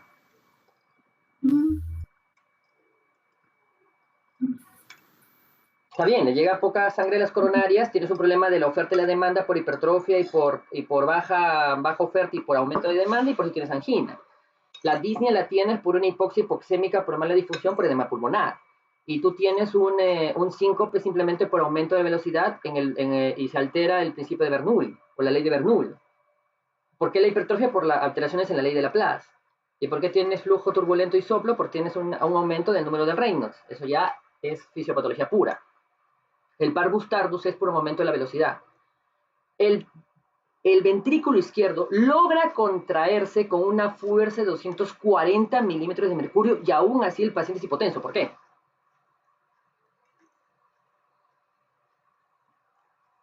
Bueno, por algo están en este curso. Esa es la idea. A ver, no hay problema. La idea es que aprendan. Miren, entiéndanme bien por favor esta parte que le voy a explicar. Cuando ustedes tienen la famosa presión arterial, sistólica y diastólica, tú generalmente, ¿qué es lo que le haces lectura? Tú le haces lectura a la arteria del antebrazo, a la braquial. Por lo tanto, realmente, ¿de quién estás viendo la presión? De la aorta. Tú estás viendo la presión sistólica de la aorta y la presión diastólica de la aorta. Pero debido a que en la sístole el ventrículo lo ha hecho con una fuerza de 140, de 120, la fuerza de ventrículo se traduce en la aorta y por eso sale 120. Luego, debido a que se estira la aorta y queda la energía potencial, y en la diástole el corazón descansa y esta energía potencial se contrae y la fuerza ahora de la aorta solita es de 80, es el famoso 120/80. Excelente, ya lo saben. ¿Qué sucede si tú tienes una estenosis de válvula aórtica? Si el corazón se contrae con mucha fuerza, con demasiada fuerza, como al final la estenosis es muy severa, menos de 0,7, al final no va a pasar mucha sangre, pasa poca. Entonces, por más que la fuerza haya sido acá, realmente finalmente en la aorta va a haber poca fuerza. Y por eso, al haber poca fuerza, al final lo que tú estás viendo es la presión con la cual finalmente funcionan los vasos sanguíneos. Por eso es que generalmente los pacientes con estenosis de válvula aórtica tienen 80/60, 70/50. Mucho cuidado, porque estas cosas son muy minuciosas y tienen que entenderme bien, porque ahí me dice, doctor, entonces la presión arterial es de la aorta. No. Obviamente en la sístole es la fuerza del ventrículo izquierdo traducida en la aorta, y en la diástole ahí sí es sola la aorta. Perfecto, excelente. ¿Por qué en el anciano tienes una presión arterial diastólica baja? Porque la energía potencial está baja. ¿Por qué? Por la estenosis o calcificación de la aorta ya no es tan elástica. Clásicamente el anciano, y eso ya les enseñé, tiene 130, por ejemplo, sobre 60. Una vez que el anciano cruza la raya y supera el 140, se vuelve hipertenso, pero es fisiológicamente considerable que el anciano aumente su presión. Por eso es que se ha aceptado el límite hasta de 140. Por eso que unos locos en el 2007 quisieron clasificar hipertensos a los de 130, esos estaban locos ya. Y ojo, ese año hubo mucha guerra. Los médicos jóvenes, ya con mucha literatura ya de por medio, la guía dice, la guía manda, empezó a decirle a sus pacientes hipertenso, mientras que el médico viejo ¿no? Había médicos viejos que dijeron, a mí me llega altamente lo que diga la guía, para mí seguirá siendo 140. Y hubo una guerra en redes sociales. Miren lo terco que son los médicos viejos, y al final en el 2020 volvió a ser 140. Ya, solo eso es una experiencia que les cuento de la hipertensión arterial, ¿no? Para que ustedes sepan. Así que esa es la razón por la cual la presión arterial se vuelve baja y el paciente es hipotenso, a pesar de que las presiones del ventrículo izquierdo llegan a ser incluso de 240. Muy bien. ¿Alguna consulta, duda, pregunta, crisis existencial?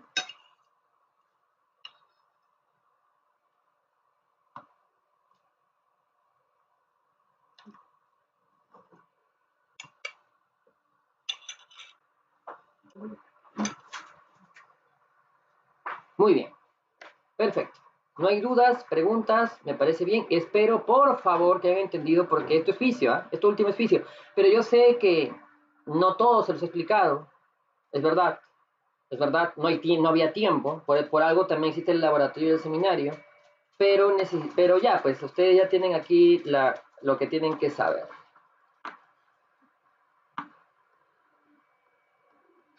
Estenosis de la mitral.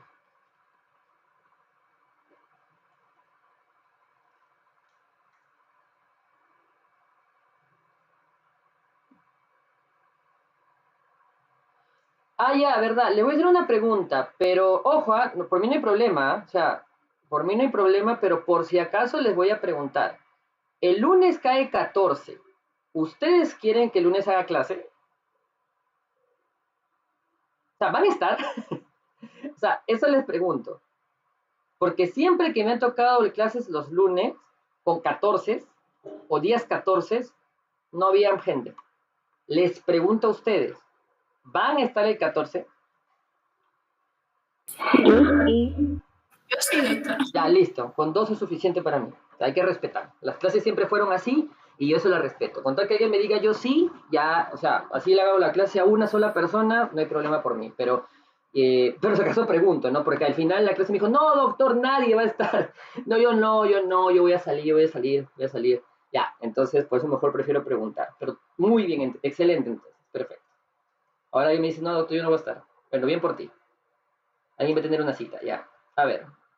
Estenosis de válvula mitral. Recuerden que la válvula mitral se encuentra acá, ¿cierto?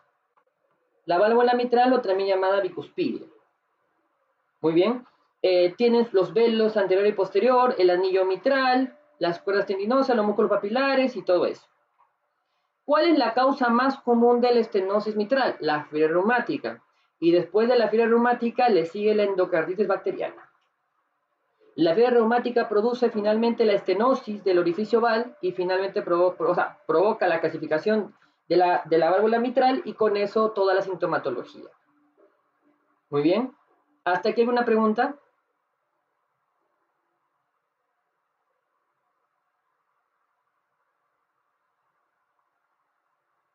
Es que a nadie le interesa por qué la fiebre reumática produce estenosis mitral. ¿Nadie se le ocurrió hacer esa pregunta?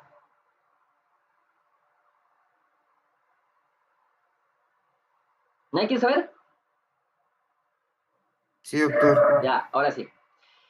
La estenosis, la fiebre reumática, obviamente existe todo, el estreptococo neumonía ocasiona primero una faringitis en el niño, generalmente es en el niño, y luego se va a la sangre, produce lo que es una bacteriemia, ¿de acuerdo? Y frente a una bacteriemia empiezan a producirse anticuerpos. Curiosamente, la proteína M del neumococo, del estreptococo, y la N-acetilbeta de glucosamina, que son parte de la bacteria, son epítopos parecidos a la miosina.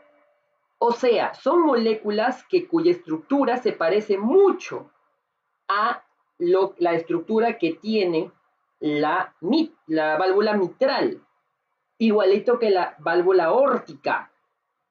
Entonces, los anticuerpos producidos empiezan y podrían ocasionar una reacción cruzada y atacar a la válvula mitral o aórtica, depende de la suerte y el azar, en este caso la mitral, y al atacarlo produce todo un estrés de rozamiento, inflamación y bla, bla, bla, bla, calcificación. Por reacción cruzada. Por reacción cruzada. Recuerden que los anticuerpos son citotóxicos para las células endoteliales humanas.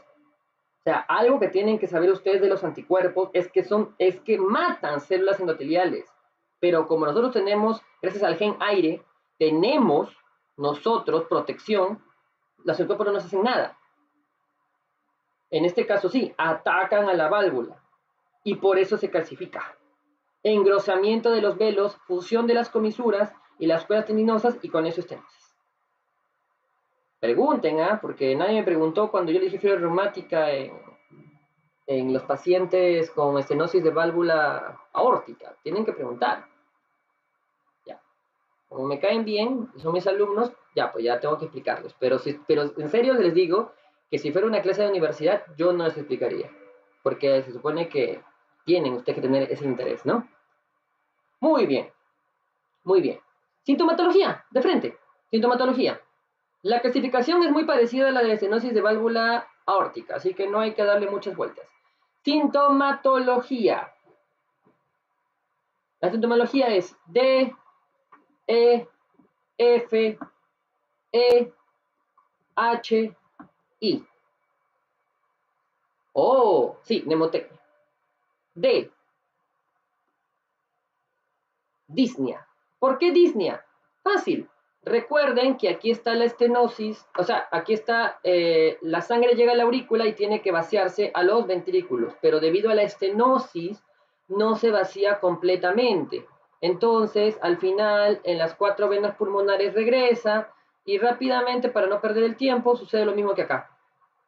Y más rápido que en la estenosis de la válvula aórtica, porque la estenosis de la válvula aórtica parte acá abajo recién, en cambio aquí está arriba. Entonces, la disnea que tiene el paciente es por hipoxia hipoxémica, igualito por mala difusión. Entonces, por hipoxia hipoxémica.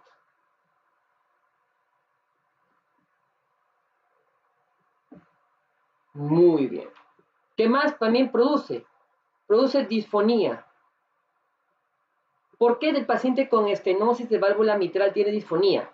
Miren, si ustedes saben que aquí existe una mayor cantidad de, o sea, tiene que haber una mayor fuerza de contracción de la aurícula izquierda para poder vaciar todo su contenido al ventrículo izquierdo, entonces al final una mayor fuerza en el aurícula provoca engrosamiento de la aurícula izquierda. Eso ya les he explicado. Si ocurre un mayor engrosamiento de la aurícula izquierda, entonces, ¿qué ocurre desde el punto de vista anatómico? El engrosamiento, por anatomía, está muy cerca del nervio recurrente laringio y lo aprieta, presiona el nervio recurrente laringio y eso provoca disfonía. ¿Qué más?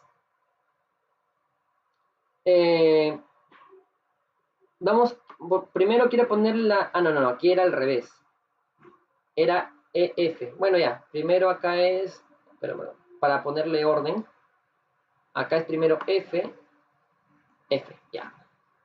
Fibrilación auricular. ¿Qué es la fibrilación? La fibrilación auricular es justamente la no presencia de onda P. Recuerden que la fibrilación es esto. No hay onda P. No hay onda P. O sea, no hay una adecuada despolarización auricular. ¿Por qué? En una fibrilación no hay una adecuada despolarización auricular. ¿Por qué? Porque la hipertrofia de la aurícula izquierda produce algo llamado focos ectópicos. Produce focos ectópicos. ¿Qué quiere decir focos ectópicos? Quiere decir que empiezan estas a emitir también descargas eléctricas para contraerse. Y además acá tenemos en sinusal, ¿no? Que también está produciendo, ya saben ustedes, las despolarizaciones. Entonces, ya que aquí produce y aquí está produciendo al mismo tiempo en las aurículas, no hay una adecuada lectura de despolarización auricular. Por eso, eso produce una fibrilación. La fibrilación es una arritmia, obviamente. ¿Y por qué hay fibrilación entonces? Hay fibrilación por, por la creación de focos ectópicos debido a la hipertrofia. Entonces, como hay una descarga masiva por todos lados en la aurícula, no hay una adecuada lectura de la onda P. Muy bien. ¿Preguntas aquí?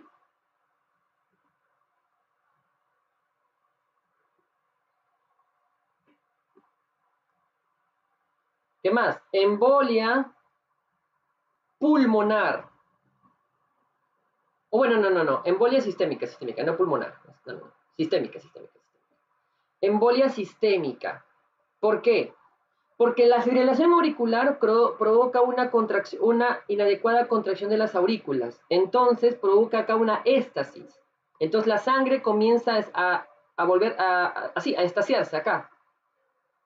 Y esta éstasis empieza a producir, vamos a ponerlo de otro color, comienza trombos. Y cuando un trombo viaja por la sangre, eso se llama émbolo. Entonces es una tromboembolia. ¿Y cuál es lo malo de la tromboembolia? Que tranquilamente en cualquier arteria puede obstruir y puede provocar un accidente cerebrovascular isquémico, etcétera. Entonces, ¿por qué se produce la embolia? Por éstasis debido a la fibrilación auricular. O sea, la fibrilación auricular lleva a la embolia. Muy bien. ¿Qué más?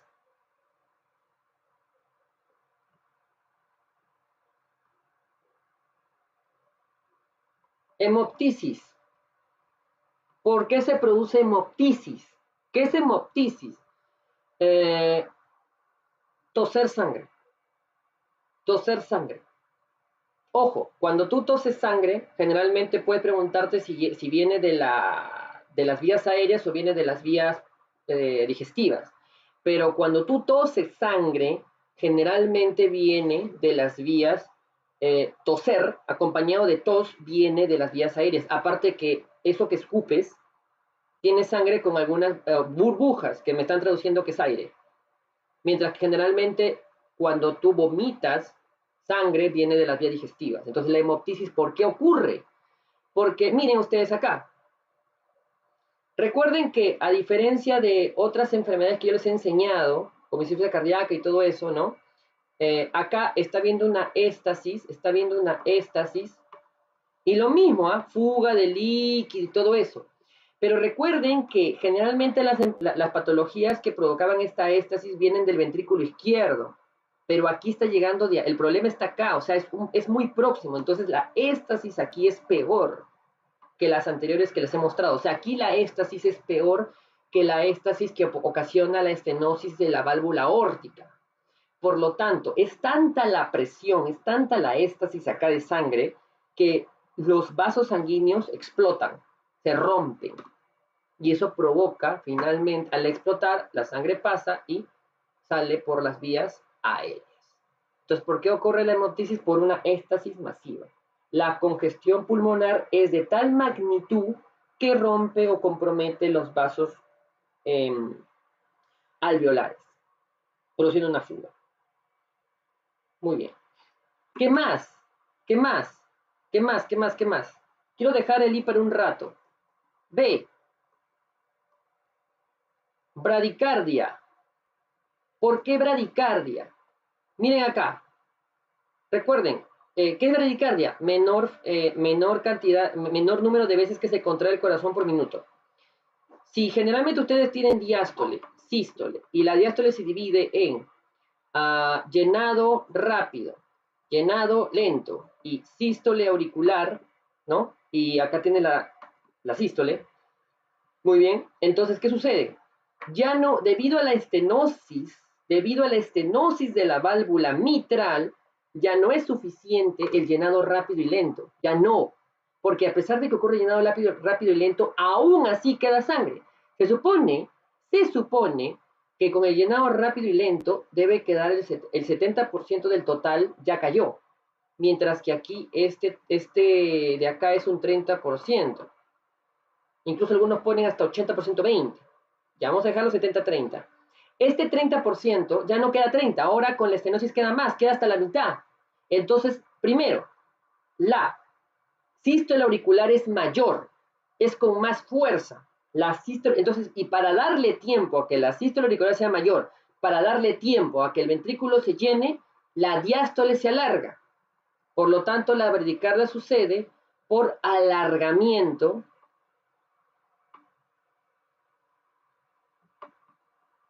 de la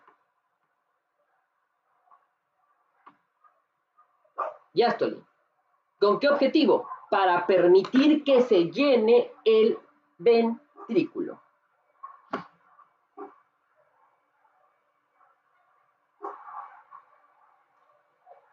Pregunta del millón que nadie me ha hecho. Doctor, si usted me ha dicho que la válvula aórtica necesita, cuando tenga un diámetro menor de 7, y según alguna literatura, la tisnia aparece cuando tiene menor de 9, ¿qué ocurre con el diámetro de la... ¿Cuánto mide la válvula mitral? Generalmente la válvula mitral mide alrededor de 3 a 4 centímetros cuadrados. ¿De acuerdo? Generalmente mide de 3 a 4 centímetros, de 3 a 4 centímetros cuadrados. Muy bien. Y, bueno, incluso alguna literatura por si acaso dice hasta 5. A ver, de 4 a 5, pero de 3 a 4 es suficiente, no hay problema. Generalmente la sintomatología ocurre cuando el diámetro es menor de 1. Cuando el diámetro es menor de 1, comienzan los síntomas que les he dicho.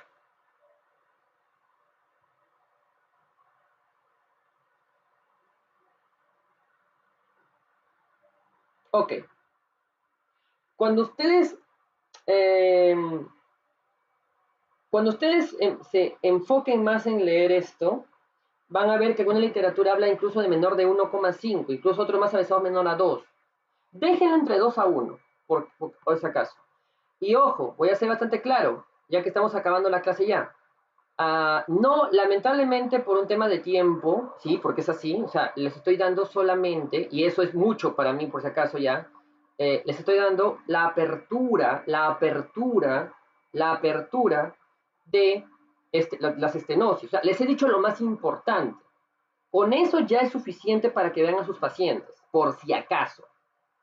Pero, si ustedes desean aprender de fondo la fisiopatología, todavía falta explicarles, por ejemplo, el gradiente transmitral, los tipos de soplo, protosistólico, mesosistólico, refuerzo presistólico, todo eso, retumbo diastólico, pero eso aplicable clínicamente no es tanto.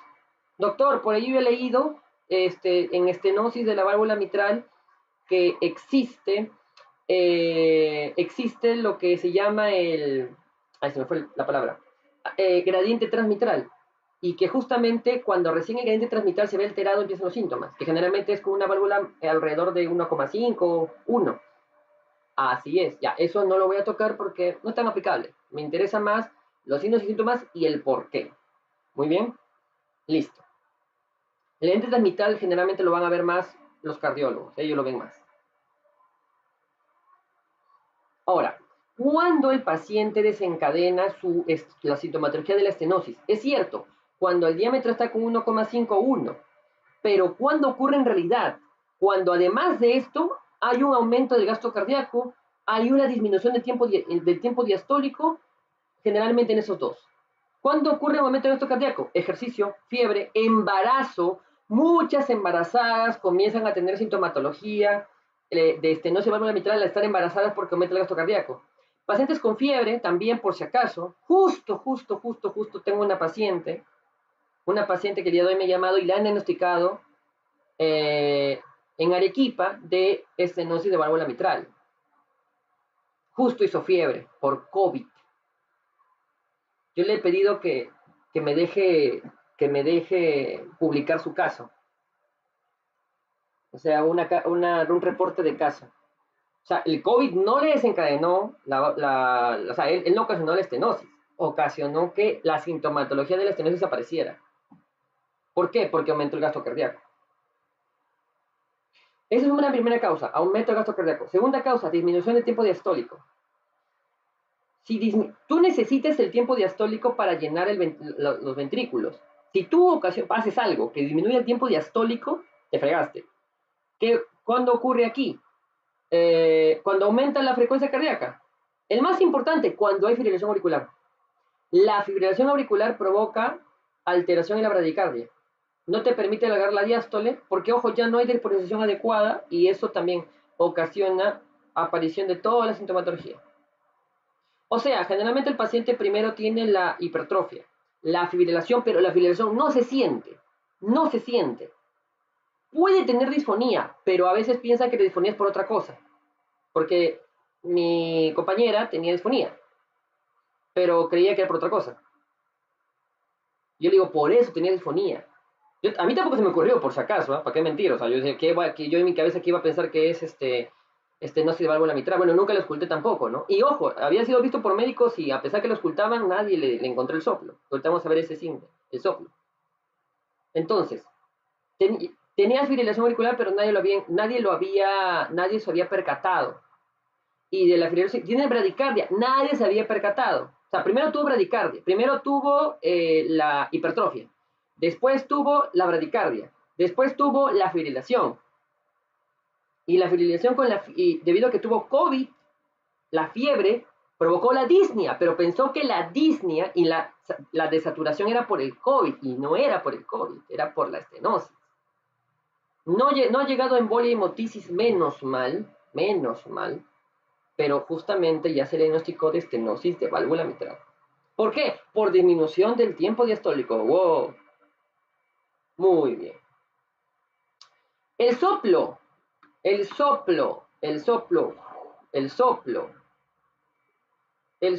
¿cuándo ocurre? Primero, el soplo puede ser diastólico o sistólico, y ocurre por un aumento del número de Reynolds. ¿Por qué aumentó el número de Reynolds? Porque aumentó la velocidad. ¿Cuándo aumenta la velocidad? En este caso, la velocidad aumenta cuando pasa la sangre de las aurículas a los ventrículos por esa estenosis.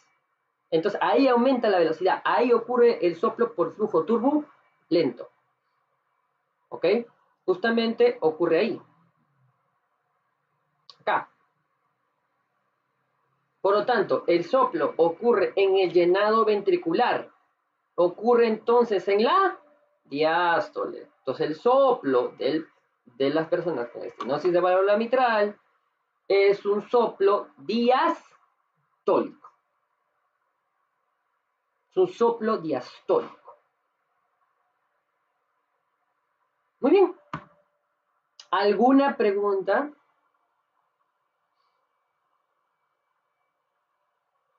En el de válvula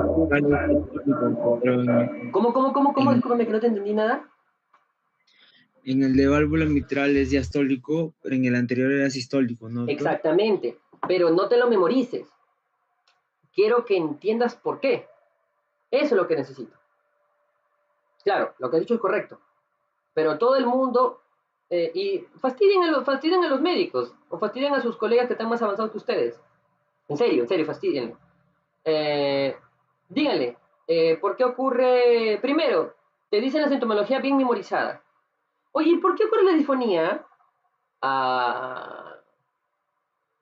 Pero ocurre la disfonía, no tienes por qué saber por qué, solo apréndetelo porque te preguntan eso en el ENAM. No me interesa ahorita el ENAM, me interesa saber por qué. El ENAM ya será memoria, el ENAM es banqueo. En verdad, el ENAM es banqueo. ¿Por qué ocurre bradicardia? Pregunten.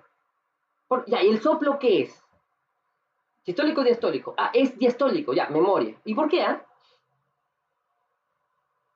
Ya pues. No saben. No todos, Bueno, nunca he conocido, pero debe haber, solo que no he tenido la suerte de encontrarlo, que alguien me dijera justamente el soplo es diastólico, e incluso el soplo no es, por si acaso el soplo es mesodiastólico, con chasquido de apertura. Así se llama. Pero ya eso es un poquito más avanzado ya. Y el chasquido de apertura no lo van a escuchar. Así que ya yo por el tema de tanto tiempo lo he aprendido así. Soplo con chasquido de apertura. Y este soplo mesodiastólico se llama soplo con retumbo diastólico. ¿Pero por qué? Lo que me interesa es por qué. Porque justamente en ese momento, el flujo de turbulento justamente al contraerse las aurículas. ¿Cuándo desaparece el soplo? Cuando hay fibrilación auricular.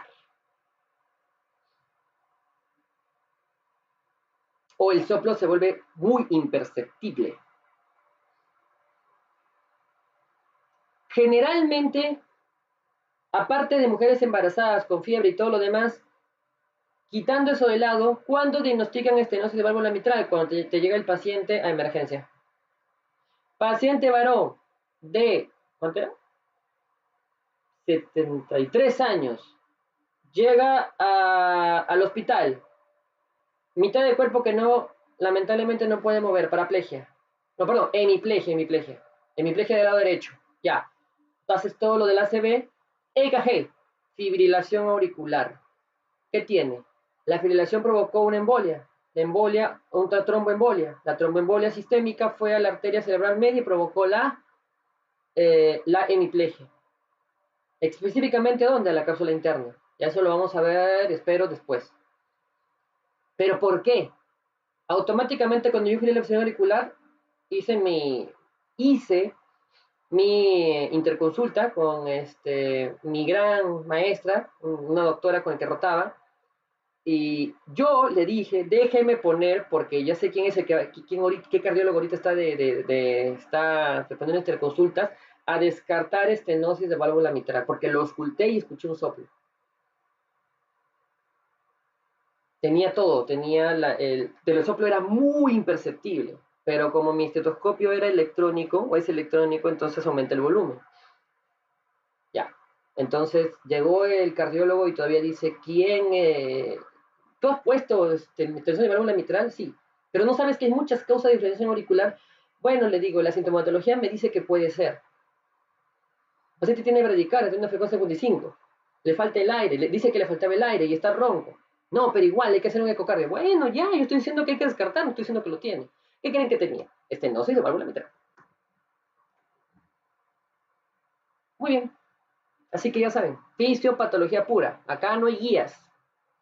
Ya saben, mi mayor defecto es que yo no leo guías de práctica clínica, excepto de mi campo. Y en medicina de estilos de vida no tiene guías. Así que no leo muchas guías, la verdad. Solo leo el ALA y el de hipertensión. No leo el guía del EPOC, no leo la guía de todo lo demás. Eso no es bueno, pero no es mi campo, así que no es necesario que lo lea. Ustedes no se pongan a leer ahorita guías, como veo que algunos alumnos de quinto ciclo están leyendo. Que el doctor me ha dicho, aquí leyendo la guía, la nueva guía 2000 con su resaltador ADA 2021. ¿Qué haces leyendo guías si ni siquiera sabes cómo funciona la enfermedad? Es una crítica personal, chicos. Muy bien, grupo. ¿Alguna pregunta?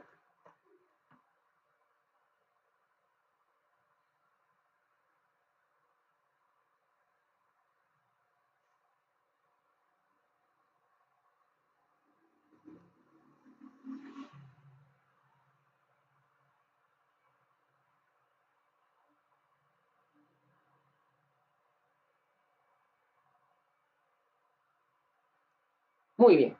Bueno, básicamente, esas son las dos patologías, las dos valvulopatías más importantes